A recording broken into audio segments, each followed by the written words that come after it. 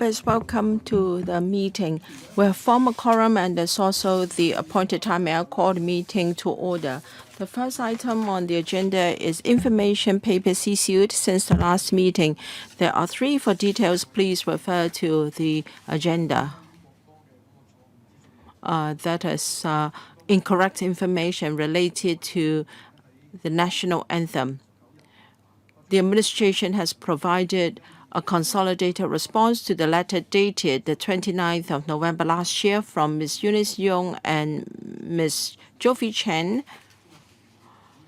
And the paper has been forwarded to members. So please note the reply, members. And Mr. Chung-hung and Mr. Dennis LEUNG, just last week, dated the 15th of March, also sent me a joint letter asking for discussion of the playing of an incorrect national anthem. And this matter is very related to the one referred to by Ms. Joephy Chen and Ms. Eunice Young's question. We can refer to the consolidated response from the administration. If need be, we can follow up. Any questions, please? So 2 members have pressed the request to speak button. Mr. Duncan Chiu and Mr. Chan Kim Po, are you on this subject or just for the next discussion item? Wrong button, sorry, Chair, wrong button. All right, thank you. It's all right. I'm sure you will have a chance to speak. And also the digital transformation support pilot scheme. You might have noted that the Financial Secretary has reserved money in the current budget to carry out the pilot scheme. The administration has provided supplementary information at the request of the Secretariat. So there is already a paper for your information. The next item for discussion is the items for discussion for our next regular meeting, scheduled for the 3rd of April, a Monday at 4:30 p.m. in room 2A. We have 2 suggestions. The first is results of midterm review of domestic free television program service and sound broadcasting licenses. Number 2 on our list, and the other suggestion is arrangements for the frequency spectrum in the 850-900 MHz and 2.3 GHz bands upon expiry of the existing assignment for public mobile telecommunication services and the spectrum utilization fee. Number 1 on the list of outstanding items. That will be the discussion items for our next meeting. Do you have any objection to this? If not, then I return to the question raised by Mr. Chung-hung. I apologize, Chair, for being late. We are quite upset or angry that instead of the Chinese national anthem, a song for the black-clad violence was played a number of times at world matches. One was the ice hockey tournament. Now, that's all because of the search engines. So we can consider invoking our Electrical Powers and Privileges Ordinance to summons the operators of these search engines to come. How come if we're willing to pay, then the right item can be top of the search list? If you are not willing to pay, you can't have that. So I open the floor to members. We can spend about 5 minutes. I want to see if we can squeeze this into our next meeting, or we can convene a special meeting. For the next meeting, we have an item on domestic free TV program service and also allocation of frequency spectrum. We may not be able to squeeze another item. However, I agree that the matter you've referred to has dragged on for a few months already. The administration has already given us a paper on a similar subject. Now, if members are agreeable, we can defer making a decision today. And after today, we can think of appropriate way of proceeding, including invoking the electrical PNP ordinance as suggested by Mr. Look. We can explore the feasibility and usefulness after the meeting. Any other comments? Mr. Ma Fong Kwok? Yes. Thank you, Chair. I will be brief. This issue has arisen time and again, and I think this is outrageous and unacceptable. So you're not really pleased about that, just to clarify. No, that is not to be tolerated. It has happened time and again. We must take some action or measures. At least we should demand the government to do something. It appears that so far the government hasn't taken any effective measure. And that's why we have to consider the proposal by Mr. Chung-hung whether LegCo has to do something about it. We may schedule for a special meeting that is worthwhile. We have to hammer home this message to the community and all parties concerned, our zero tolerance for this matter. All right, thank you. Next, Mr. Chan Kim-po.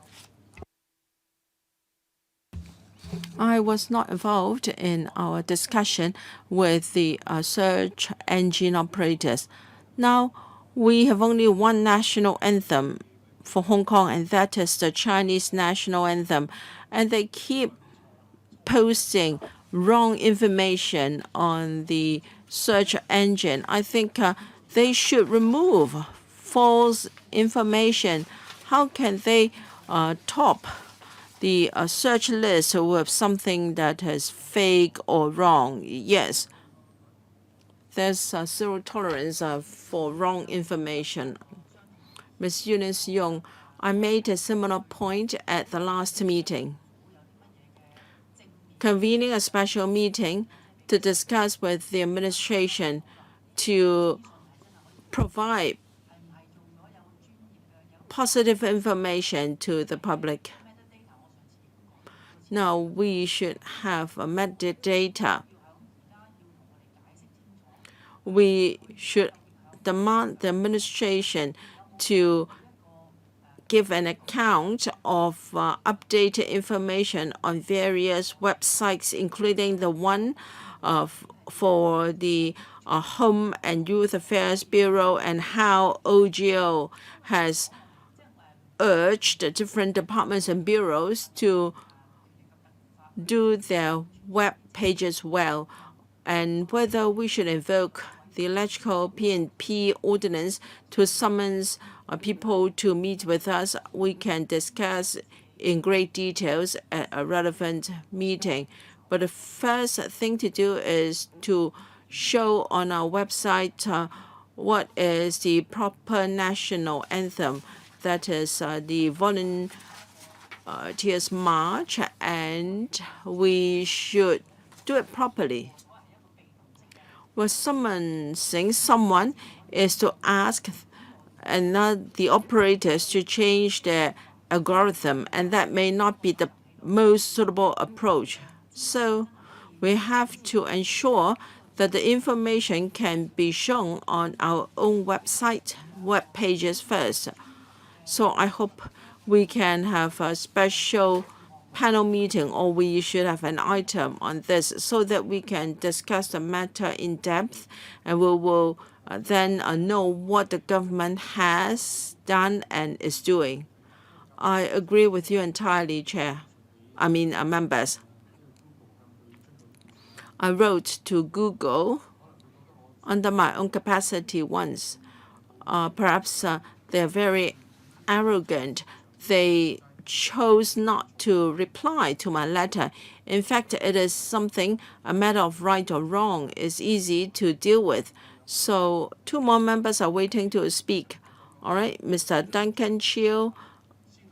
So we should go for a discussion after this meeting as soon as possible, so that we can schedule in a special session before our next meeting dated the 3rd of April. Duncan. Well, early last year we already discussed the cybersecurity legislation. When we have this, then they will make the relevant adjustment. For instance, in Europe, GDPR comes with very heavy penalty. As soon as you have the legislation in place, they will adjust. But we have not followed up on matters related to data security, cybersecurity, and the use of various online platforms since last year. We don't know whether the administration is following up. If we do not convene a meeting, then they will just pay no heed to our suggestion. It's also a matter of teeth. If we do not have any power, then the matter can drag on until 2047. Now, whether we summons the portal operators like Google to meet with us is one thing, and I don't think we need to be so specific. Now, we just use SEO. Now, any KOL, how come their hit rate is not very high on one platform, but very high on another platform? We talk about the same KOL. So at the end of the day, it's about SEO, search engine operator. So the government must publicize in all available platforms as well as its own website. Thank you. So we have all spoken on this matter. As I said, I will find time to discuss with members as soon as possible on the way forward. Whether we should have an extra meeting, we will try to do that as far as possible. That's the end for this matter so far. Next, the Mr. Chaturan Chayakam, the Consulate General from Thailand in Hong Kong, and his delegation will visit the Council on the 30th of March. The Secretariat has sent an email to members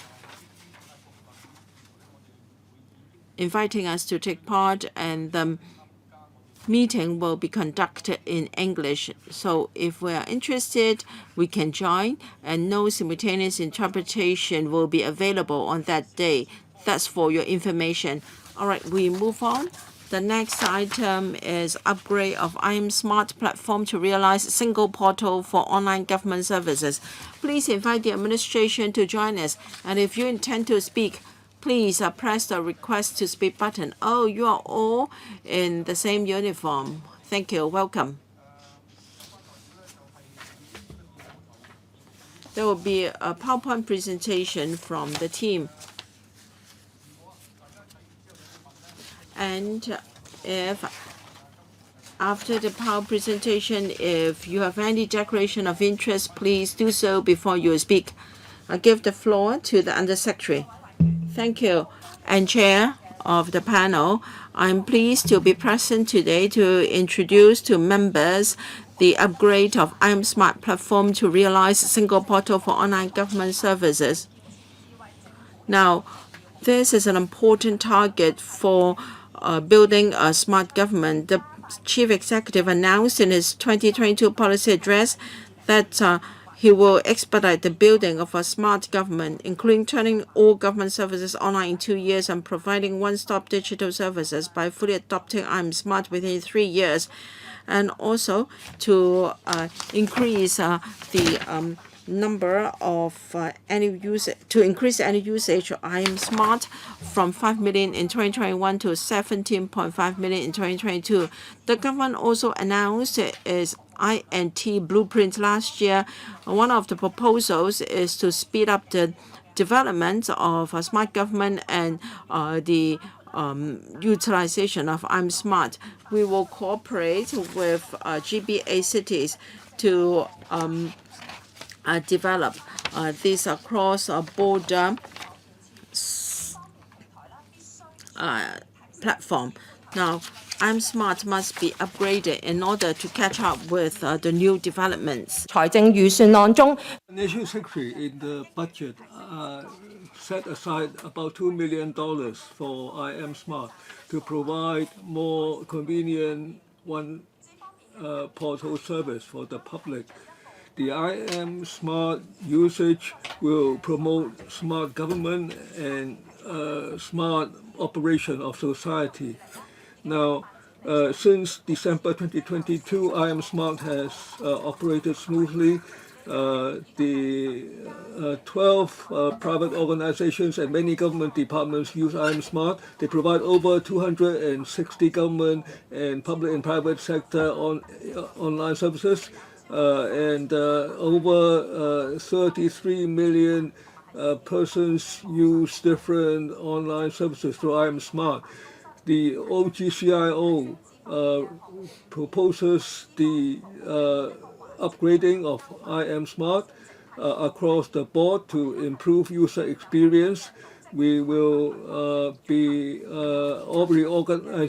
reorganizing the services, streamlining the services, providing greater convenience, and it's also more helpful to the public. And now I will ask the acting GCIO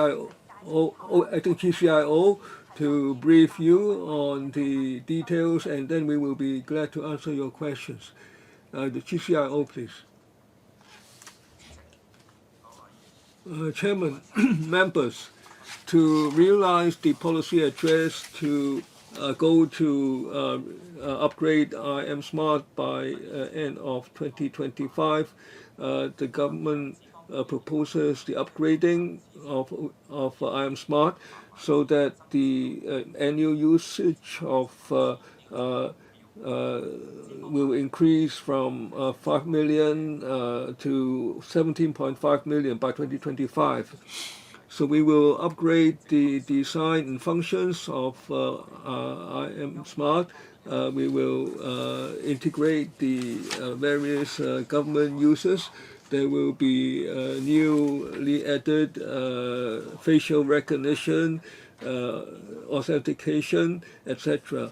And I will go through now the various proposals. First, we will upgrade the design and functions of I Am Smart so that the public doesn't have to pre-register accounts, and then they can obtain a series of services in relation to their daily lives, such as health, climate, weather, and various government services, and so on. Now, through these links and services, we will attract more members of the public to download, register, and so that they will use the services more and the usage will be raised. Secondly, we will integrate the usual government electronic services in the various categories. Now, for the applications, inquiries, registration, and so on, we will extend these in various fields such as education, transport, and we will meet different age categories' needs. And so that the categories of services will be more people-oriented, so that people can search more easily and use their services more conveniently. Thirdly, we will enhance the registration service. Expanding the user groups is key. Now we have about 120 registration counters near post offices and we will increase 60 self-registration kiosks so that the total is 100. And to expand the youth groups, we will target different age groups in our promotion and education. We will work with different departments, trade groups, and district groups to organize various promotion activities, and we will also work through the digital education program for the elderly to reach the elderly.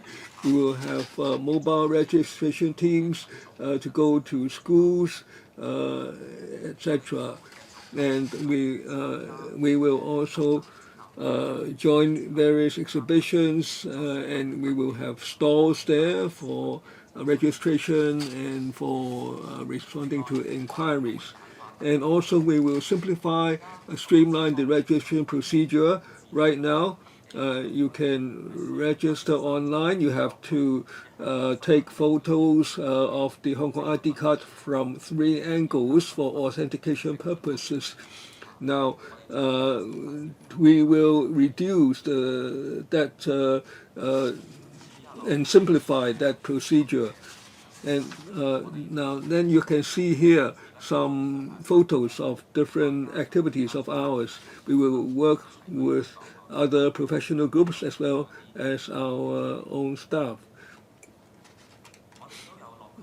We go to the various districts and join the district activities and directly explain to the public and register them for I Am Smart.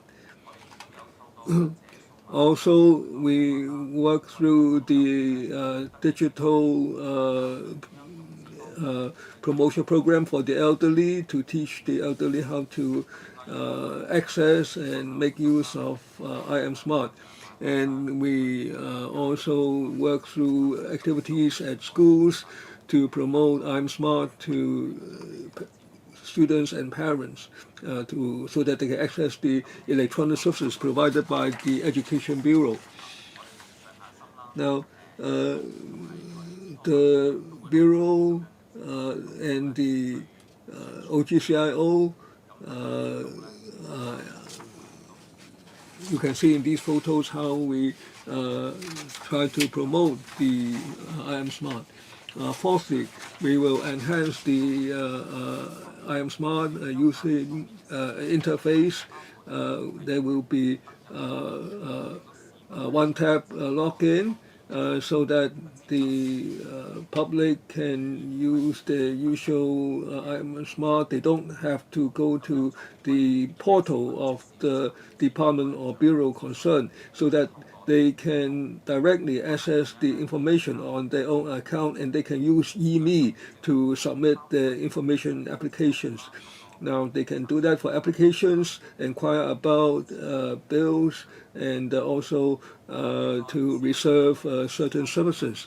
Also, the members of the public can use the consented digital exchange gateway so that they can input the data automatically, so that they don't have to repeat the submission process for different applications.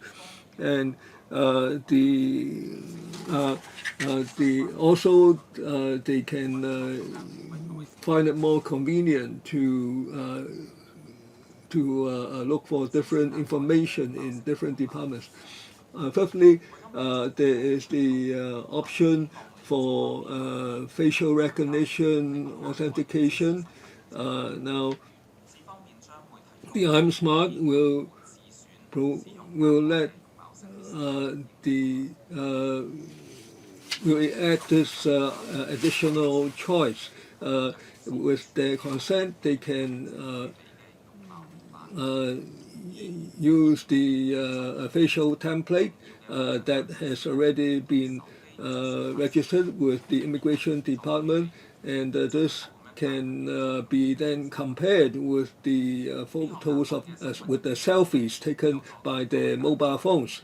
Now, so this will simplify the workflows, and this will bring new opportunities and promote various services. So, for instance, one can download the health check reports or open new bank accounts, so you can do all these online with this new service. Now, also to attract the various industries to provide new services, we will have a one-stop portal for handling applications and inquiries from various industry organized entities and local and the Greater Bay Area users organizations can obtain the various documents and the latest information and so on. So the industries will thus be assisted to provide new services. We are now working with the Guangdong authorities so that Hong Kong people can operate the unified service for authentication, and also we also want to enhance security. The I'm Smart will make use of AI and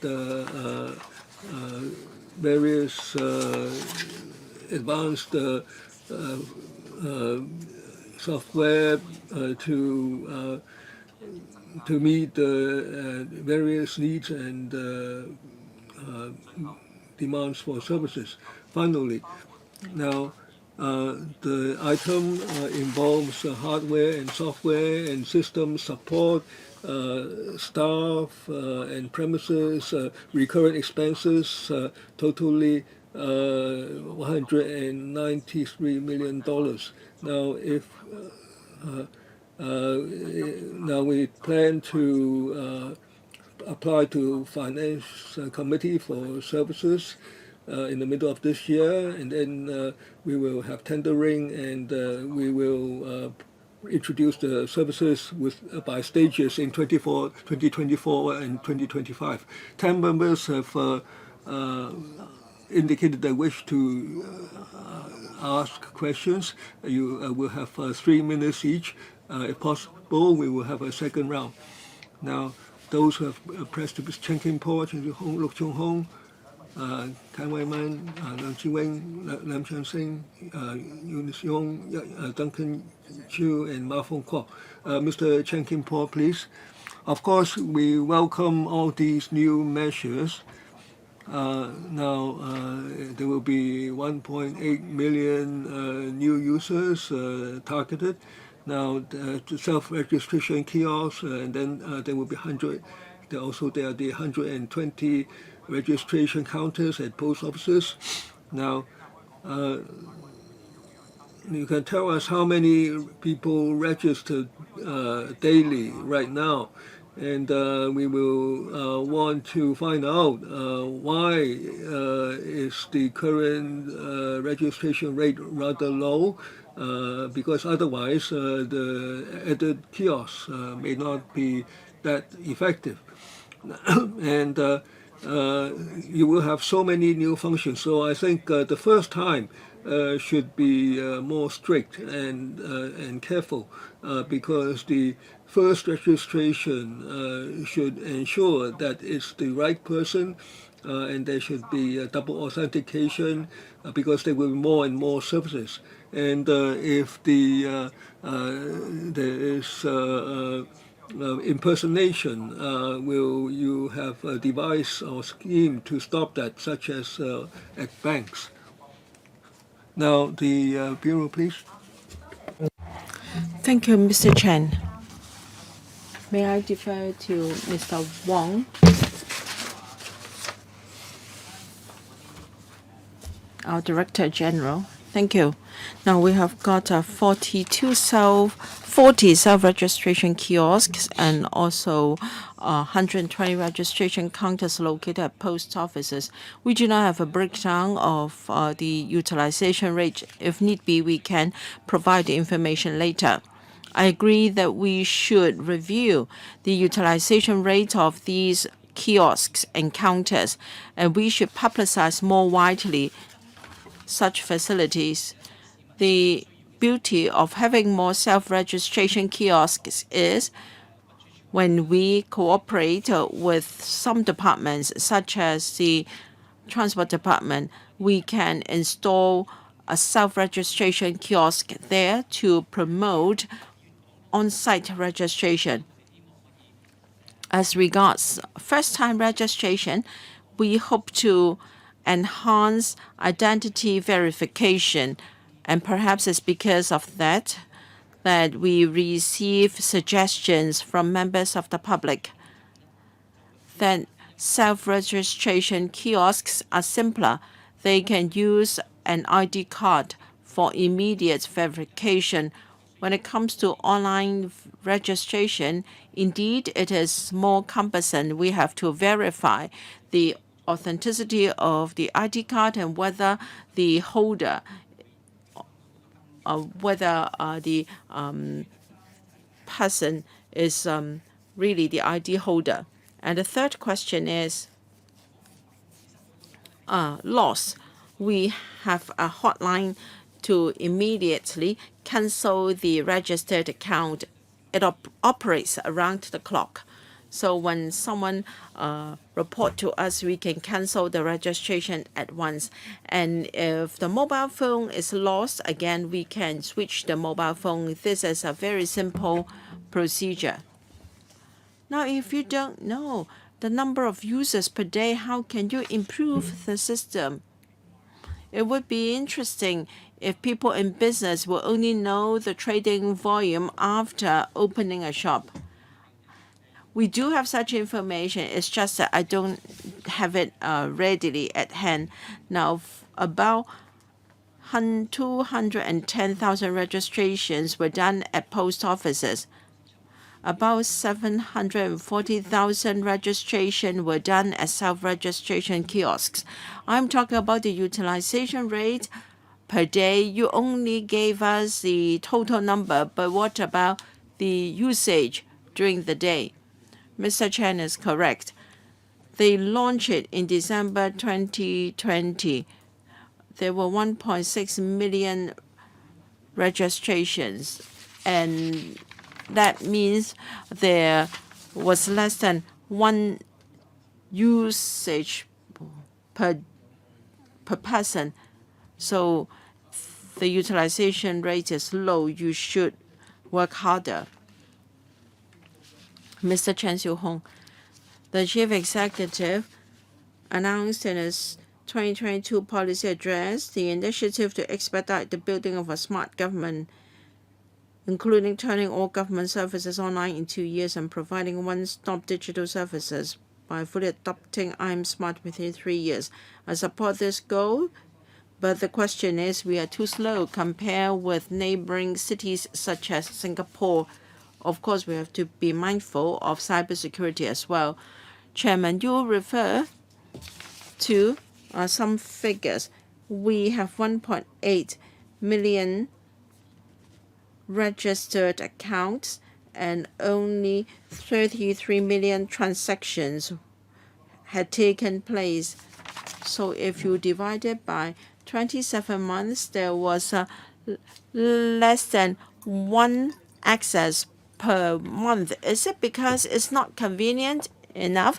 Can you give us the age distribution, educational qualifications of the 1.8 million users, and tell us what are the most popular services and the least popular services so that we can target at the a particular age group and to improve services rarely used through I Am Smart. You have also have KPIs. What do you mean by yearly usage? What sort of operations are you talking about? For instance, receiving government announcement once through I Am Smart will be counted as once.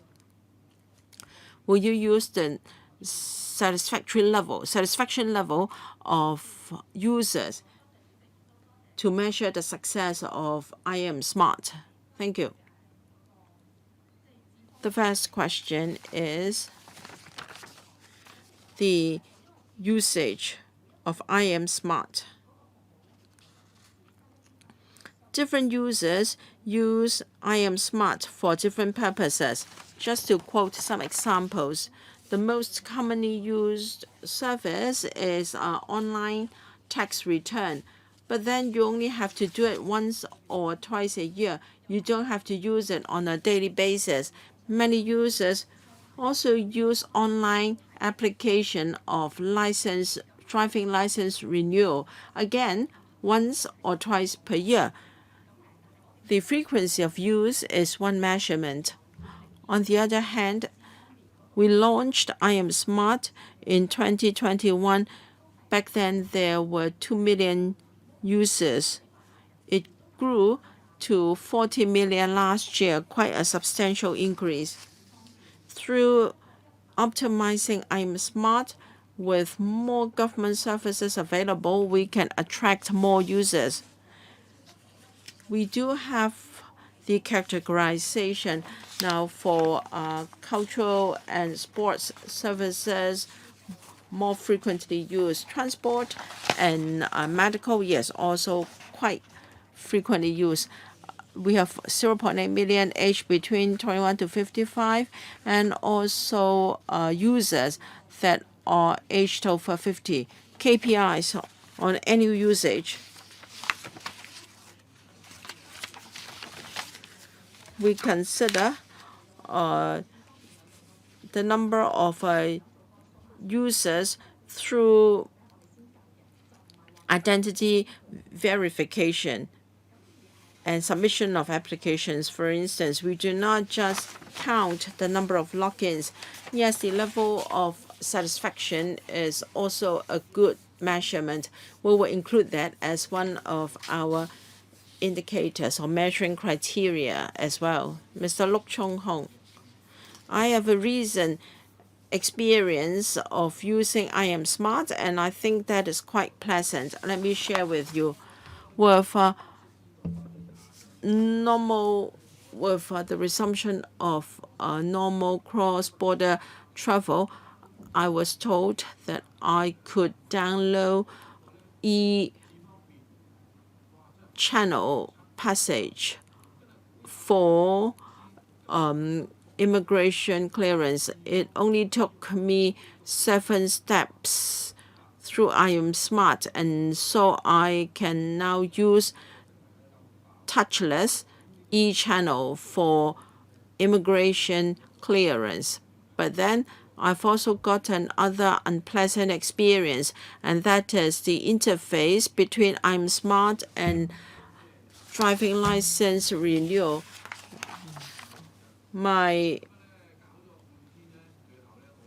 There were 3 disruptions, and I spent half a day doing it online, and I had to go to a physical application instead. I understand that there will be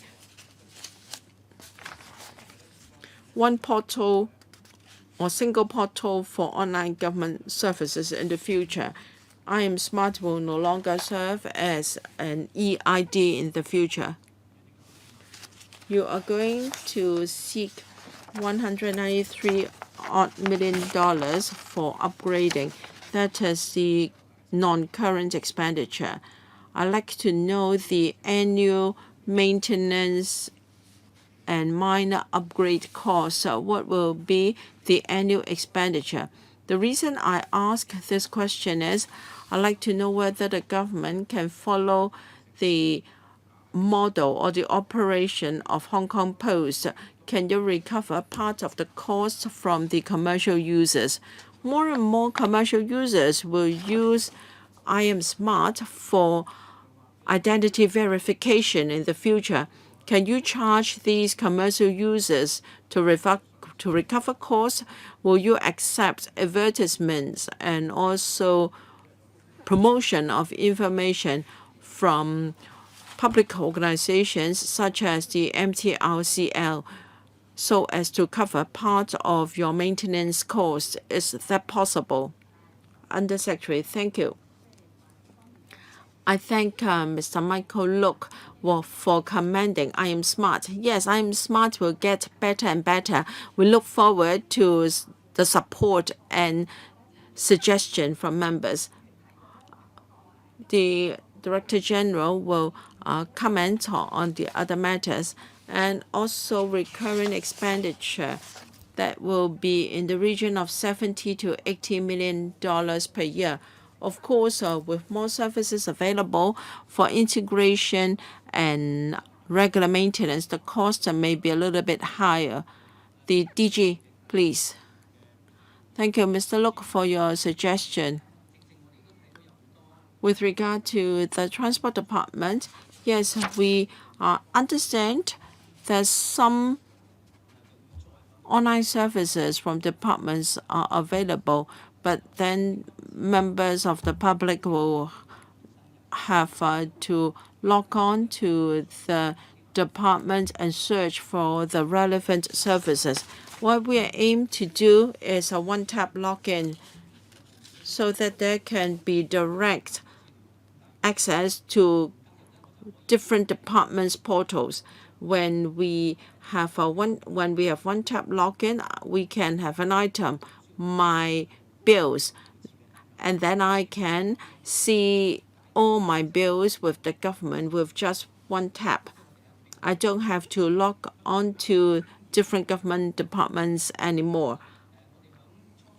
When it comes to charging the commercial users, when we first launched I Am Smart, we did consider recovering costs, but we want to promote commercial use of I Am Smart because, as mentioned by the Undersecretary, for many government services, you don't use them frequently. You may only use it once or twice a year. But for other commercial users or commercial users, you may use them more frequently. We want to promote the use of I Am Smart for identity verification to enhance its popularity and usage. We're going to review after a while to see whether commercial applications are broad enough and whether charging for the use will be a hurdle for startups. Well, if it is very convenient, people will like it. You told us that the maintenance cost will be $70 to $80 million. That is not cheap. If you use the current number of users, it's $22 per head. And the non-recurrent cost of $193.3 million, again, is $107 per head. Why don't you tap the resources from the private sector? For instance, we can use I Am Smart for food delivery services. Do not just use public money to develop the system. You should consider how to balance the book and make the whole platform self-financing. Thank you.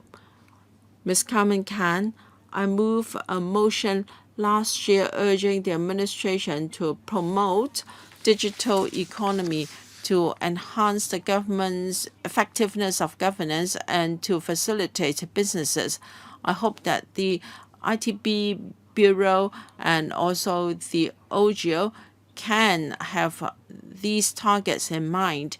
I want to praise the government for having these KPIs. I have questions on para 11 and 12 of the paper. It's good that you can provide single portal for online government services, and so you don't have to ask for repeated authorization. For enhancing the use of ID card for having access for assessing medical reports and some other sensitive document, we would also like to work on advanced instructions, medical instructions, and important documents like a will from members. Can we provide a function like safe for storing important documents? there can be an hyperlink with e-health service. Can there be a repository function in IM Smart so that it is safe and attractive to users? Now, on the second proposal, paragraph 17, cooperating with the mainland. Now, we want to facilitate Hong Kong people using Guangdong provinces. Now, with the increase of interchange, now there have been over 100,000 visitors to Hong Kong over the past weekend.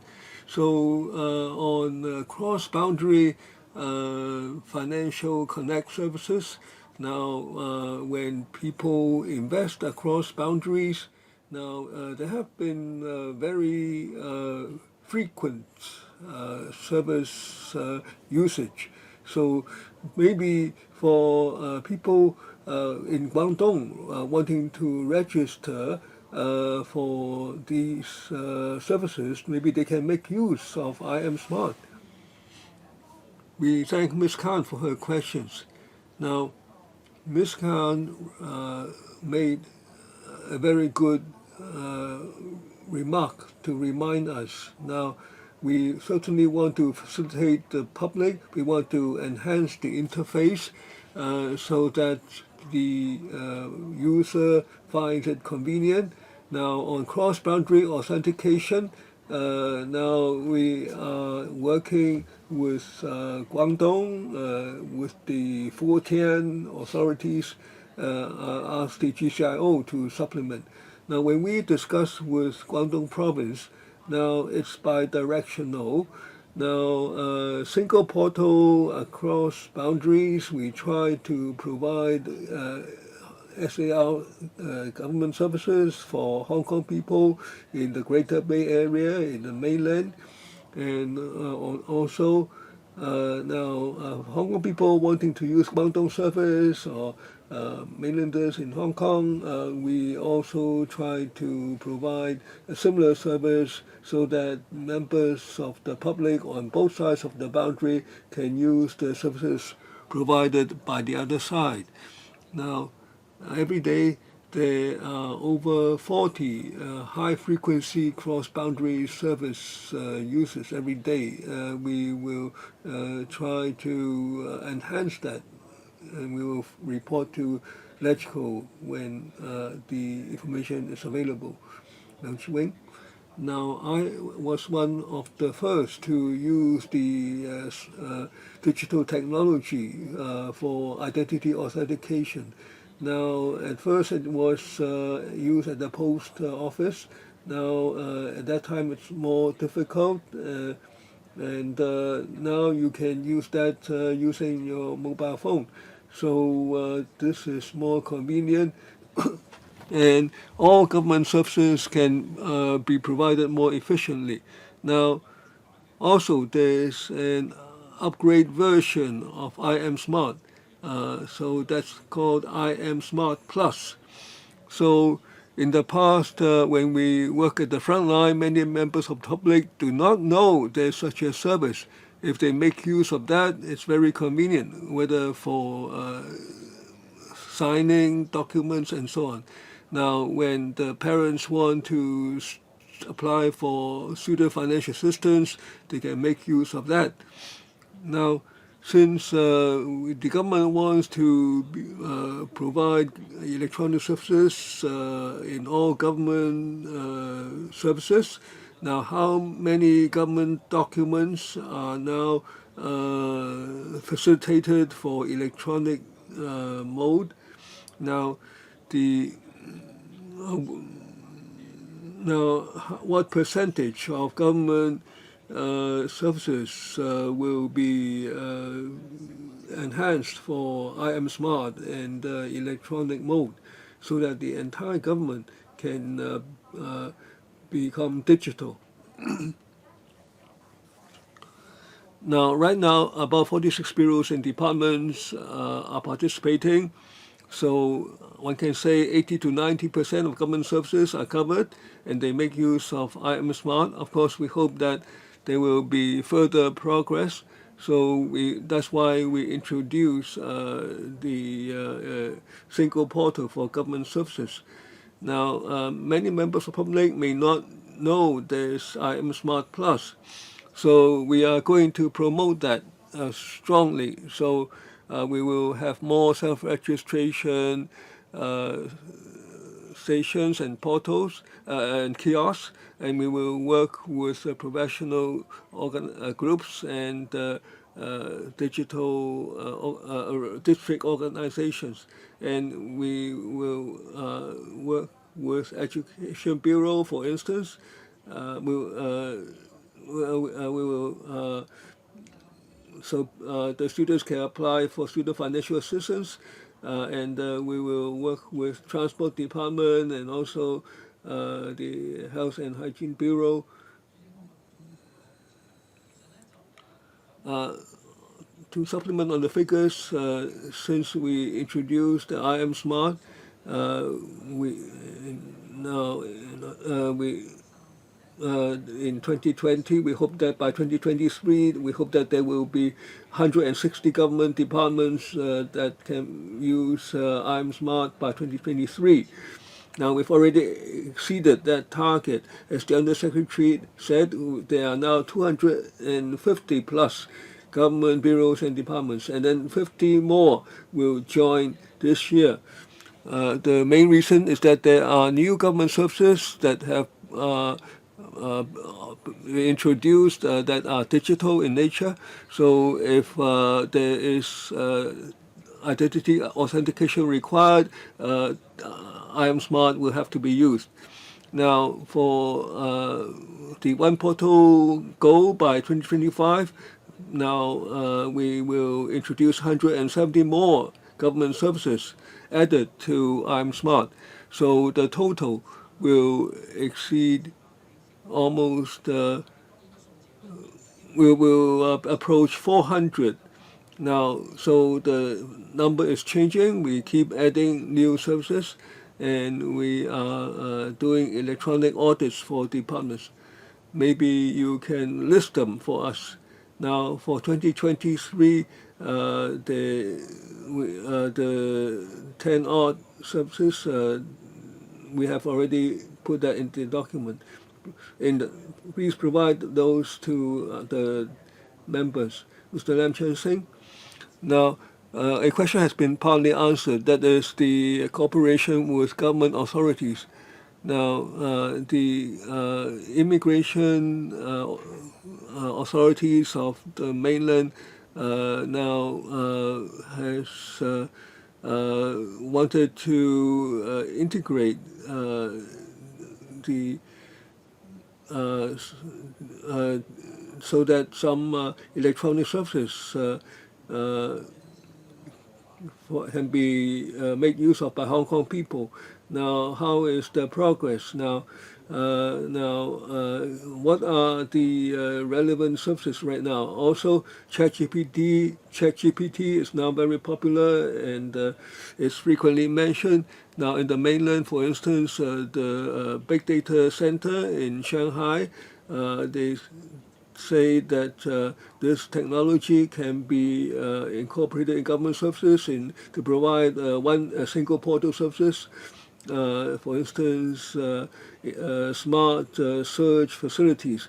Now, can you study whether ChatGPT can also be applied in IM Smart? Also, on the funding, now $25 million will be for hiring contract staff. Now, is this staff?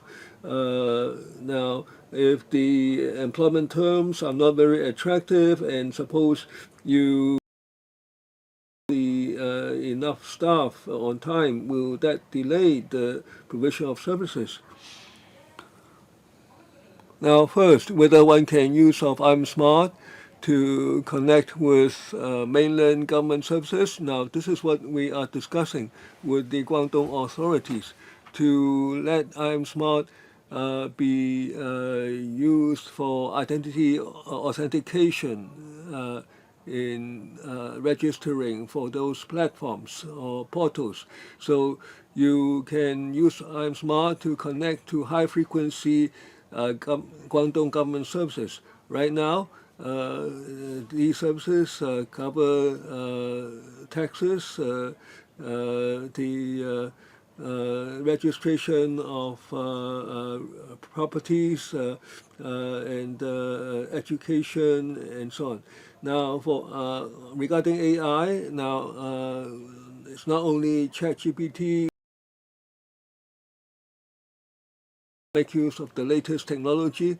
For instance, we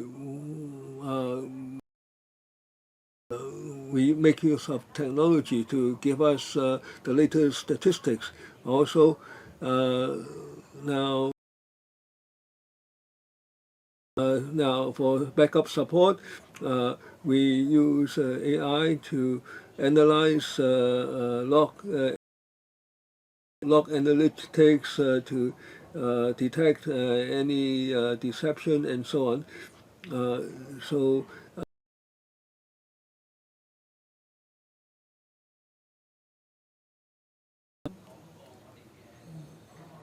now the staff expenses, that's regarding the contract staff. Now we liaise closely with the companies that provide the contract staff to make sure that they are up to par. We have our own teams and we have our own system maintenance and upgrade. We adopt a multi-pronged approach to make sure that the program is introduced in time. I praise for being determined to enhance the service, and they go to the districts.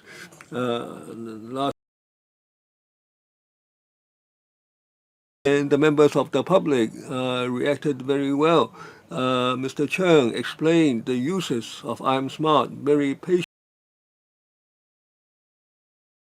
Exercise should be regularized. Now you have 40 self-registration kiosks and 120 registration counters at post offices. Now every department should provide registration service for I'm Smart, and someone should be able to answer inquiries. For instance, at transport department, various centers, people queue up for a long time. Now, perhaps I'm Smart can reduce the time for the waiting at the premises. Also, when you go to the government clinics, you have to often wait for 2 or 3 hours.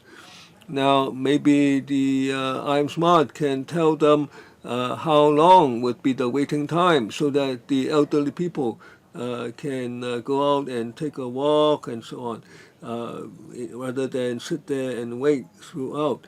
Now, so we should make things more convenient for the public so that more people use the service, and you should let them provide feedback so that they make use the service more and more. Now, there are maybe hundreds of services on I Am Smart. Perhaps you should do better on the category of services being shown on the interface. Now you are still using simple HTML. There's a choice of department services. It's a very antiquated mode of delivery. Now, so you should impress the public that the service is more convenient. Now, members of now corporate consultative committee members learn about the what did they do in Shanghai. They tell the portal makes use is used to inform people of the latest policies. So you should provide such information so that the public use the service every day. We thank Ms. Young for her very good proposals, and we thank her for going to the district with us for promotion. Now, for instance, the queuing can be streamlined. Now, the additional 60 self-registration kiosks will be placed at these busy government premises, such as transport department and hospitals, so that the people, while waiting, can go and register right away and then make use of the service right away. This will reduce the waiting time. On the other hand, we will continue to enhance our collaboration with community organizations. This is very important because they know better than we do the likings and habits of residents in the community. Improving the interface, yes, this is one of our objectives. As mentioned by Ms. Eunice Young, we may want to personalize the interface. If the user is an elderly person, then elderly services for it. And if it is for young people, then information on employment and education, for instance. Hopefully, we can have different modules on the future interface so that the interface will be closely connected to the daily needs and daily life of the user. Ms. Young asked us to provide information for users who have not registered with IM Smart, such as government information, so that the user can browse for information on registration for services, and information of interest to the user may also be available. Thank you. Mr. Ma Fong Kwok. Thank you, Chair. Or rather, Mr. Duncan Chiu. The government is going to upgrade IM Smart platform to release single portal for online government services. And we also want a uniform database. I'd like to know whether the administration will urge all government departments to upload their information and data to the government cloud. Will that be included in the current upgrading exercise so that we can have more complete data? I know you are using the blockchain technology this time. Will it be used as a tool, or whether structurally blockchain technology will be used to upgrade future functions of IM Smart? And then we can have a data bank as well. You are going to increase the number of self-registration kiosks. Will the money come from the relevant bureau? Which part is for providing more self-registration kiosks? On the hardware or on site preparation or what? Or has the administration already got provisions for that? We have got HA Go and all other government apps. If you go to HA, follow up consultations with HA Go, the notification will come very soon. Perhaps you can merge it with your system. You have so many self-registration kiosks for IM Smart. You can also include registration for HA Go so we can save resources. Yes, make them multifunctional to save resources. Thank you, Mr. Chiu, for your views. As mentioned in the paper, we hope that we can use the consented data exchange gateway for exchange of data, because we have a code for collection of personal information. If information or personal data has been collected for one purpose, consent from the data subject will have to be obtained for another use. This time we hope that we can have just one authorization for different users. If we are not talking about restricted data, we have already encouraged departments to upload their business data to our data platform for share use and exchange. The most common examples are the Hong Kong Observatory and the Transport Department. They already consolidated and analyzing their data. We have a real-time traffic analysis platform operated by the Transport Department. We will continue to proceed in this way. Mr. Chiu asked about our publicity cost. We are now seeking $193 million for the hardware only. That is the hardware for additional self-registration kiosks. And we will use our regular provision for promotion. We are not seeking money for that. Mr. Chiu asked whether we can integrate services like HAGO. IM Smart will have this function in the future.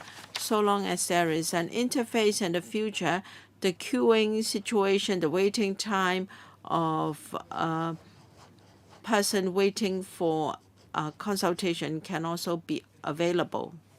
Mr. Chiu, you should push government departments harder to share their data. Noted, we will urge departments to be more ready to share and upload their data. You don't really have to ask for the consent. I'm sure government departments are smart. Time is tight. Mr. Ma Feng-kwok has a question. I have to draw the line here. We may not be able to have a second round. Mr. Ma Feng-kwok and then Ms. Elizabeth Quat. Thank you, Chair. Upgrading IM Smart to provide one single data for online government services is what I support. Still, members of the public are concerned about protection of their personal data under the new arrangement. First, will there be an integrated mechanism for different government departments to choose whether to accept the service, or will it be done separately? And in the use of data, how can departments ensure that there is proper protection of personal data or privacy? Third, once personal data are submitted, how will that be dealt with? In 2018, the Shanghai municipal government launched a platform similar to IM Smart. But there are two types of customer services. One is customer services provided by a real person, and the second is by AI. We have only got the former in our platform. Will you also increase or include an AI customer service as well? Thank you. There will be a uniformed mechanism with authorization from the user. The information can be accessed by different departments. We understand that the member has asked for this long time ago, and we are working on that. We also understand that members of the public cherish their privacy. The current approach is once you have registered with I Am Smart, you have to give authorization. We will let the user know that through this one authorization, your data can be available for filling out various forms and for submission of applications. The user can choose. There can be an opt-out option if the user doesn't want her or his data to be shared among government departments. And in the authorization process, we will for sure consult the commissioner for personal data. We will also commission a third party to carry out regular security risks and audit. And there will also be an assessment on the protection of privacy to make sure that the platform is safe. I also defer to the DG for the rest of the questions. Thank you. On various fronts, we want to use new technology to enhance our operation, including use of AI, artificial intelligence. The member was concerned about customer service. I Am Smart is using a chatbot called Bonnie. Bonnie will help users to search for forms and services the user is looking for. We're going to enhance this function because information provided must be accurate. It mustn't be just information browsed from the internet. So we will develop AI as we go. For instance, the most common searches by users, and then we can provide information on that. So we are thinking of using AI as well. Ms. Elizabeth Quat. Thank you, Chair. I Am Smart will continue to be upgraded to provide single portal for online government services. This will provide much convenience to users. OGO has been working very hard to serve members of the public in the community. I went to Manshan with them so that members of the public can use I Am Smart as well. For those who are able to use I Am Smart, they are happy. For those who don't know how to use it, they feel puzzled. They find it hard to understand the platform. So it's important that you continue to reach out to the community, and you should make it easier for users to register and to use I Am Smart. Because we have seen virtual banks and virtual services, they can allow account opening without seeing the real persons. For I Am Smart, you need a real person there for verification. Please see if you can further enhance your functions to make it more convenient. In the mainland, they do not just provide data of individual departments separately. They have real connectivity. I've tried out mainland common portal services. I can access information in different departments. I can pay all sorts of government bills. I can deal with tax matters. I can download and even print government documents and certificates. I went to, was it Hangzhou? Anyway, I used the single portal for government services in our mainland city, and then I could download and print a consultation document with certification. So please see whether you can really make government services available through one single portal. I am also very concerned about cybersecurity. When all businesses can be transacted online, then people are worried whether their personal data will be stolen, whether they will lose their account, or will people use their data. You have to explain to the public more to let them understand. We already mentioned chatbot. Now, right now, it's used only to locate information. That's not enough. Now, you should use AI more widely, more smartly to answer the questions by the public so that they don't just phone us up at our offices, so that the queries can be answered more conveniently than at the government, at the electoral members' offices. Any other specific questions? Well, you have several seconds for your reply. We thank Ms. Quad for helping to promote us for us at the service at the district level. Now, some services can be offered without registration, and can one register online without authentication?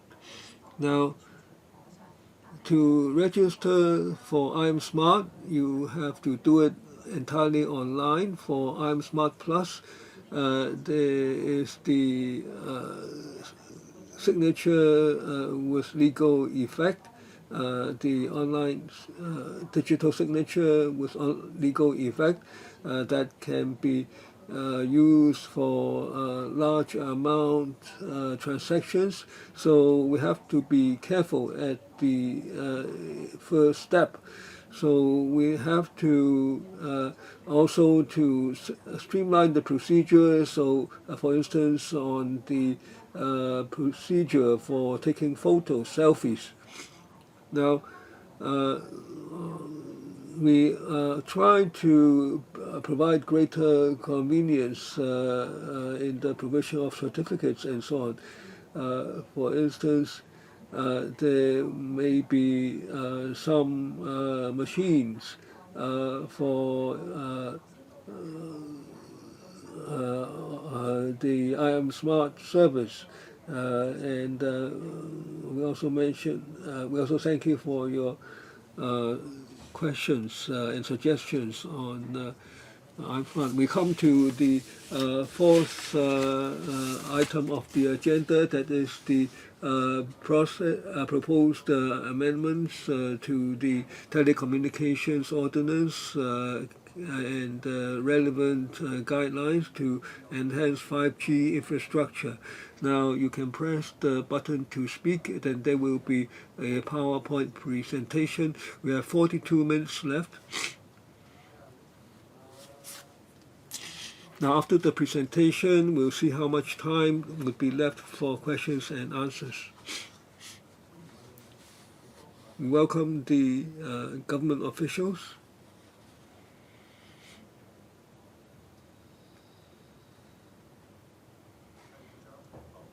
The Acting Secretary, good afternoon. Let me brief you on the document with spending a few minutes. The 5G is a high-end technology for promoting our economic development. Now, the 5G coverage ratio has now covered over 90% of the percent of the population, and covers over 98 the mobile stations, and 5G users are 4.4 million, and that's about 60% of the population, and we rank third in the world for 5G coverage. Of course, we still face certain bottlenecks, such as finding locations for the radio base stations. We know some of the mobile network operators in the past, when they want to enter private buildings and land to install the base stations, they face quite a number of difficulties. Under the present legal framework, they have to meet a certain set of conditions, and they have to negotiate for a long time with the landowners, and they have to pay rather exorbitant fees, and then only then can they get the authorization from the communications authority. And some of the land and premises owners are not willing to discuss. And in the completed buildings, there is very often no convenient space, no suitable space for the installations. Now, the CE in the 2022 policy address, the government will require that the newly completed buildings will have to have space reserved for these installations, so that we can increase the coverage. Now, these amendments will enable the operators to avoid, to have no need for paying fees for installing these base stations. Now, this is similar to the current arrangement for fixed network operators installing similar installations. Now, we will talk and cooperate with other government departments, and we will amend the new land leases, the service practice guidelines, and so on, to enable the new arrangement, and we will stipulate the requirements for these installations. We are seeking the views of the operators and the real estate sector and the property developers and so on, and then we will be able to finalize on the details. Now, our target is that within this year we will table to LegCo the amendment bill, and in the document proposes measures to provide coverage to of the remote areas as well as old districts. We hope members can support our proposals. Now, I will ask my colleague to explain in greater detail the proposals.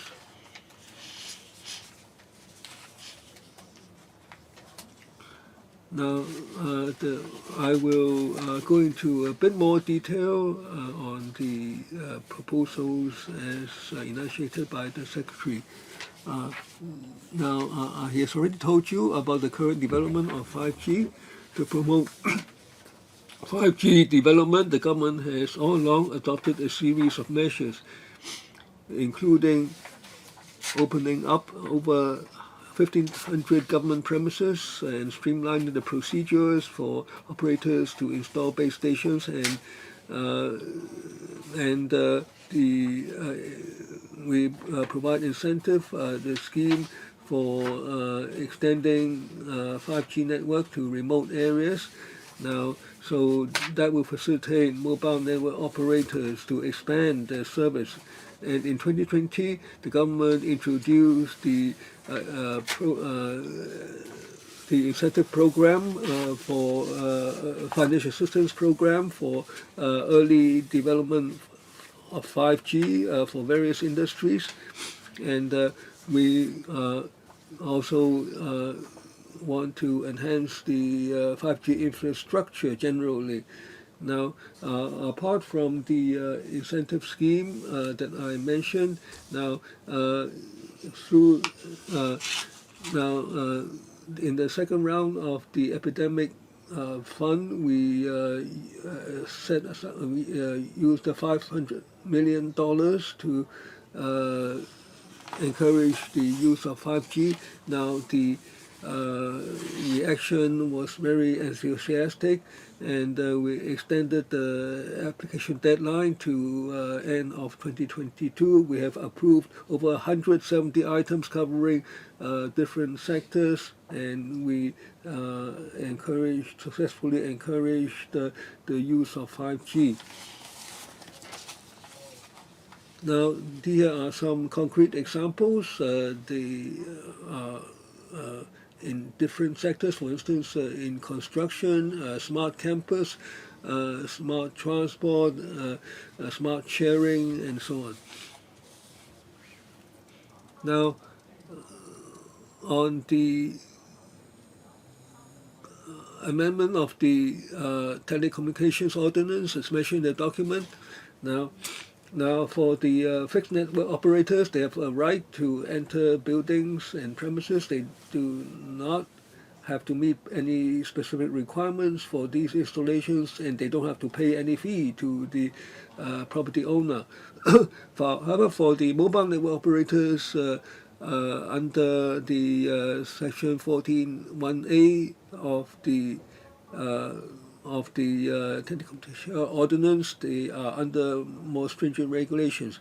Now, the installation have to be in accordance with public interest, and the facilities can be installed only when there are no other alternatives, and that only when there's no alternative technologies available, and whether the land in question is key for the provision of services, and the choice of technology is involved. They have to consider the inconvenience and the cost, and authority has to consider the submissions by the landowners and so on. So the operators face these difficulties, and that hindered the development of the 5G coverage. So in the 2022 policy address, it was announced that the government will ensure that new buildings will set aside the space for the installation of the radio communications facilities, so that the MNOs in new buildings, they do not have to abide by a series of stringent requirements to install the facilities, and they don't have to pay any fees. And the Communications Authority will adopt administrative measures so as to facilitate. Now, our preliminary proposals are that the new measures will apply to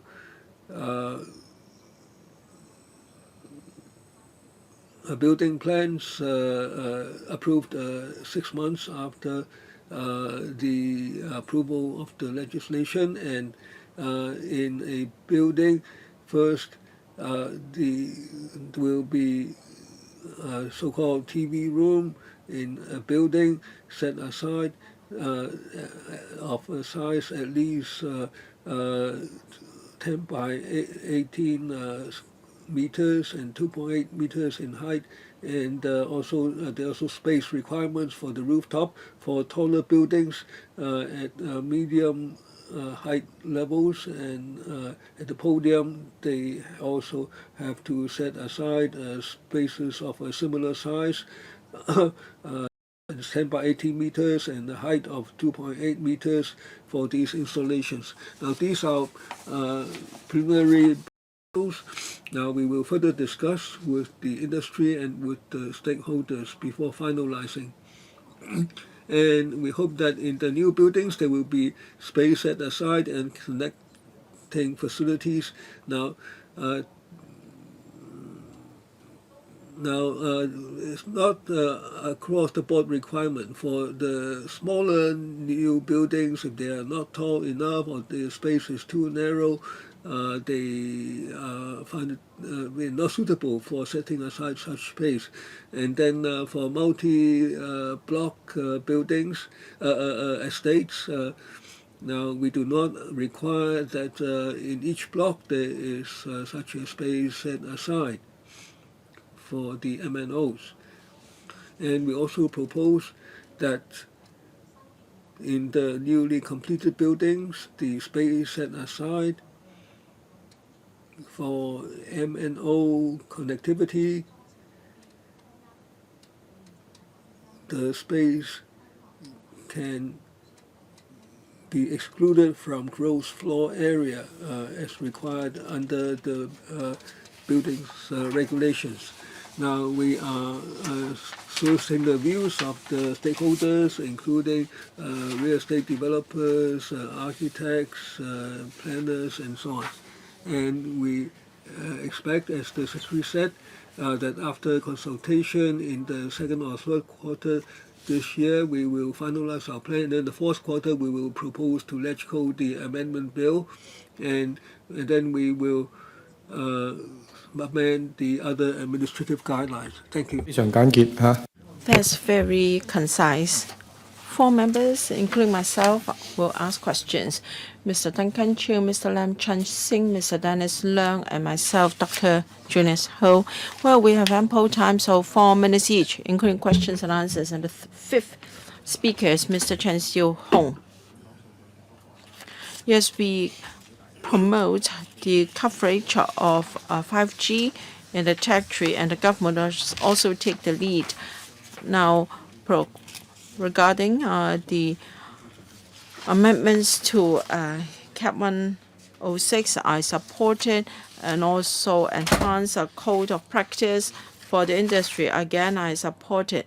Last year, the policy address included a proposal to amend the TO, taking on board our suggestions.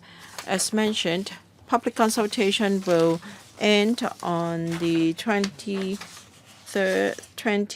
or 21st of March, and then you will submit a bill to the Council.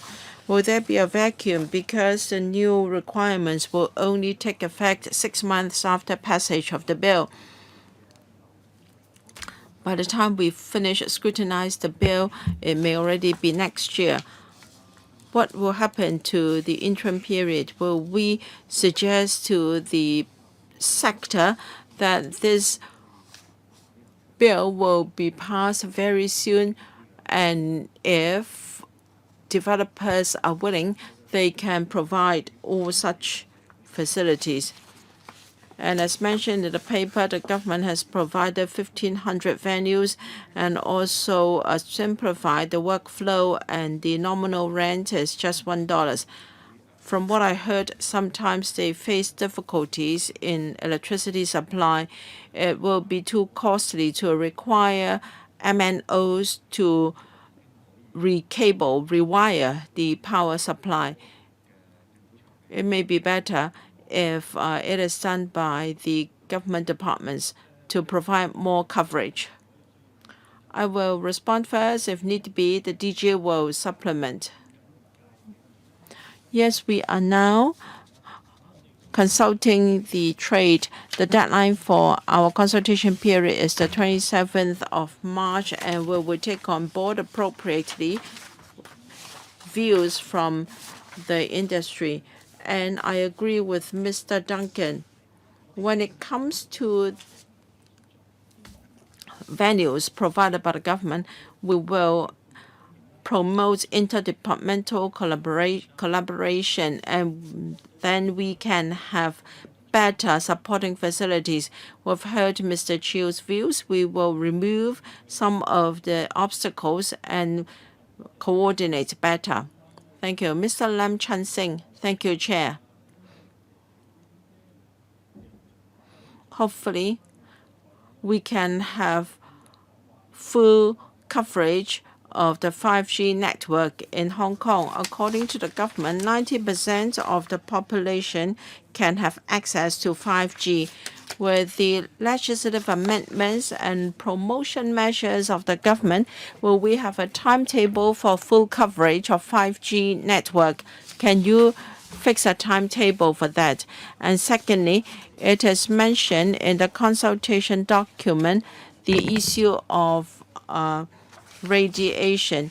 You mentioned that you are going to do regular or irregular checks of radiation level, and you can also check the radiation level at locations at the request of members of the public. I'd like to know inquiries or requests you have got from the community so far. Will you communicate further with stakeholders in the community to allay their concerns? The third question is not directly related to the legislative amendments.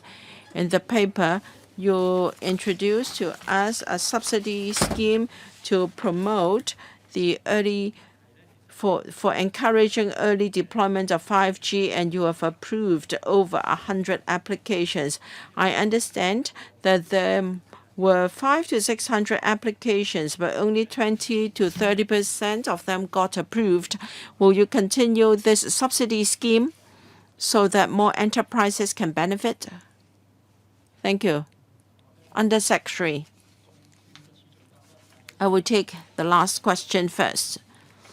The subsidy scheme for early deployment of 5G, it only ended last year.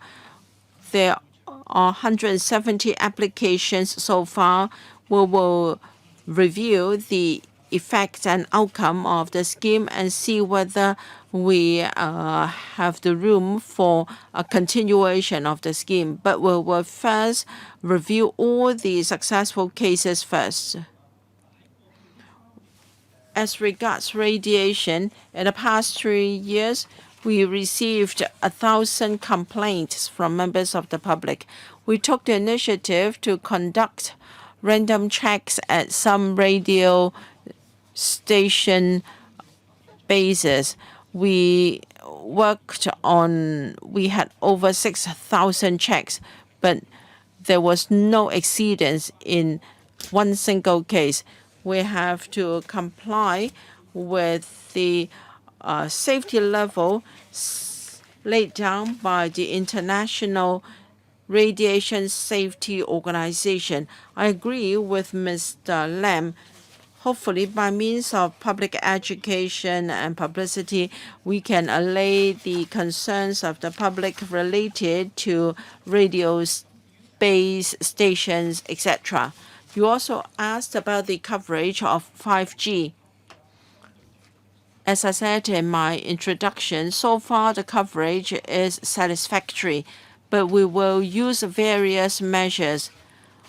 We will continue to make available low-frequency spectrum to the community so that MNOs can have more spectrum for providing services. They can also reintegrate their current spectrum. Current spectrum of 4G, 3G spectrum can also be used for 5G services. Even though the government has provided such services and coordination, private operators will have to look at the buildings, private buildings. We are trying to help their work with private buildings, and that's why for buildings to be constructed, the difficulty is MNOs cannot find appropriate locations for installation of facilities. The legislative amendments will further enhance the coverage. I draw the line now. Now, Mr. Dennis Leung. Thank you, Chair.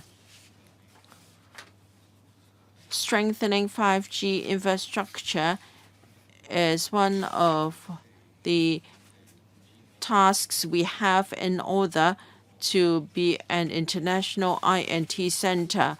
And this is also a way to promote the prosperity and development of the country. I need further information on the following. When it comes to new buildings, if about 10 to 20 square meters are reserved for infrastructure, and that can be exempted from the floor area, 10 to 20% is not really a small area. So it can be anything between 1,000 to 2,000 square feet, and the height is up to 2.8 meters. You have relaxed or you will provide exemption in GFA. What about the building height? Because about half of a floor of a story may be reserved for such infrastructure, and yet there is no exemption or relaxation of building height. Will that be an disincentive? And I'd like to know whether this new requirement is mandatory or voluntary in nature. Now, when we worked with government departments, it is easy to ask government departments to come and do the test. It would only take about 5 to 10 minutes. But I think the most common requests will come from households living on the top story, that is just below the rooftop. You only conduct a 5 to 10-minute test, but for residents on the topmost floor, they spend at least 8 hours sleeping in the room or apartment.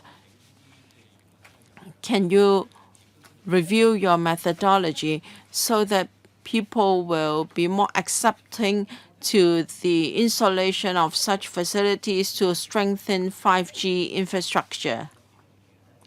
DG, there are a few points. The first is about the floor area exemption. Our proposal is for buildings to reserve 20 to 60 square meters, that is equivalent to about 200 to 600 square feet, for mobile communication facilities. We require the developer to provide more GFA, and we will allow a corresponding exemption. When it comes to the height, we will not restrict the height. We will also allow similar height restrictions, so Mr. Leung can rest assured. And as for the radiation level, the question is, will only stay at a location for half an hour at most? Will we be not able to measure the 24-hour radiation level? Mr. Leung can rest assured we will multiply the readings by 24 hours. So there are two measurements. First, the radiation level received by members of the public or by the residents, and the second is by the workers. Now, for residents, we multiplied the readings by 24. For workers, we multiply by 8 hours. So we work out the data for 24 hours. So even though the measuring time is only half an hour, we work out the whole day equivalent. Mr. Chen Xiu-hong, developing 5G is most important to the development of a smart city. The proposed amendments to the relevant legislation is most important. My concern is the development of drones. Now, for future buildings, they must provide area for installation of mobile communication facilities. I support that, but of course the devil is in the details. The proposed amendments will take care of small new buildings and property development of multiple buildings, and also exemption from gross floor area. GFA is also a good practice. The consultation will only end on the 27th of March. I'd like to know whether the government has received any major concerns or objection from the community or the sector. It is also shown in the paper that our 5G coverage is up to over 90% of the population, covering the major residential areas and also 98 stations of the MTR stations. And we're told that in the NT it can be up to 99%. But what about remote areas and also the older residential areas? The coverage is still not very satisfactory, and 5G radio base stations have to be installed. However, in these places, you don't have too many new buildings. So how are you going to improve the coverage of 5G in older urban areas and remote areas of town? 其他同事答第一 part。 I will answer the second part first, and then the GCIO will answer the first part. On the remote and areas and the old districts, for instance, in villages, in the rural areas, the question is whether there is a fiber-based network to the vicinity.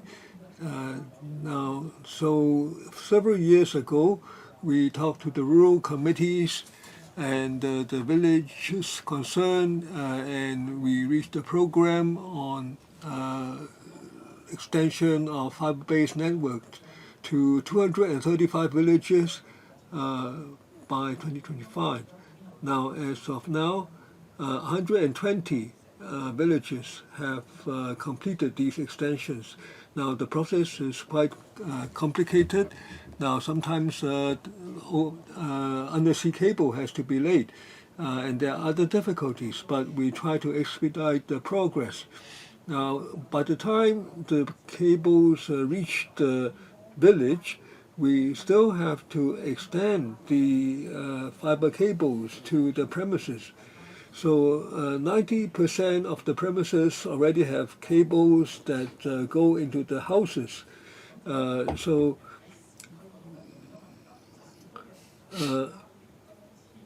in the urban areas, now the buildings are near existing fiber networks. So as long as agreement is reached with the owners corporation, the fiber can extend into people's homes. So if there are complaints by the public, we will work with the operators so as to solve the problems. Now, right now, we haven't received reports of major objections or concerns that require a major rethink of our proposals. Now, in the coming days, we will have specific meetings with the different trades. Now, for the mobile networks, we already have held meetings with operators, and then in the coming week, we will meet with the real estate sector, and then we will meet with the professional groups. So we will, by an interactive mode, gain an understanding of their concerns, and also we will be receptive to practical input so that the eventual legislation will fit people's anticipation and needs. Now, there is still time. We welcome anyone to make written submissions. Mr. Holden Chow. I'd like to follow up on what Mr. Chung-hung asked about. Now, on the old districts, there are old buildings, those that have 3 nil, that have no owners corporations and so on. Now, how to help the MNOs to enter these buildings? Now, for the new buildings, I don't worry. I think they will be able to enter.